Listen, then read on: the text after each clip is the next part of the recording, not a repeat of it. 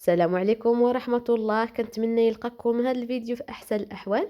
مرحبا بكم من جديد على قناة كويزين تودا. اليوم إن شاء الله جبت لكم جوج وصفات لعلاج الكحة أو السعال، وبسم الله غنبدا لكم بالوصفة الأولى.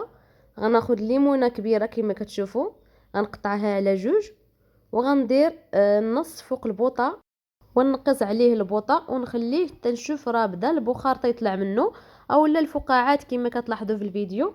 صافي غنطفي عليه البوطه وغنديرو في اناء، غنخليه يدفى شويه وغنضيف عليه معلقه كبيره ديال العسل.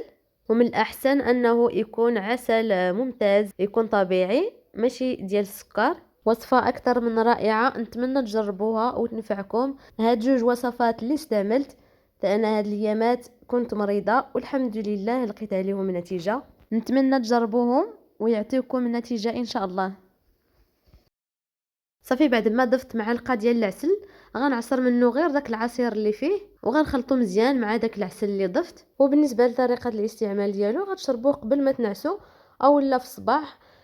من الاحسن الا شربتوه 3 المرات في النهار غتكون النتيجه سريعه بزاف. صافي غنعصر منه غير القدر اللي غنشرب في ديك اللحظه، حيت راه ما عصرتوش كامل. غنخليه واحد شويه وغنعصرو عاود ونضيف ليه شويه العسل وغنزيد نشربو تاني. هذه هي الوصفه الاولى، راها مجربه مني خصيصا، جربوها راه غتنفعكم بزاف.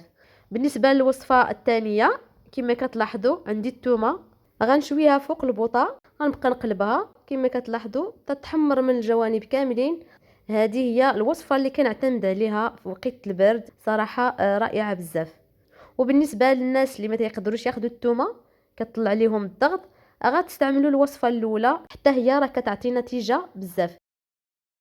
وطريقه الاستعمال ديالها، من بعد ما تحمر غتحيدوا لها قشور وتاكلوها هكاك، اولا غديروها في زلافه وتمعسوها بفرشيطه وغتضيفوا عليها معلقه ديال العسل. غتاخذوا كل ليله معلقه قبل ما تنعسوا اولا حتى بالنهار، راه غتعطيكم نتيجه باذن الله.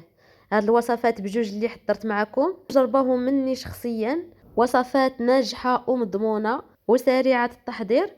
نتمنى الفيديو ديال اليوم ينال اعجابكم، ما تنسونيش من لايكاتكم واشتراككم في القناه لما لا. نتمنى الفيديو ديال اليوم ينال اعجابكم. شكرا لكم على حسن المتابعه، والى اللقاء الى فيديو اخر ان شاء الله.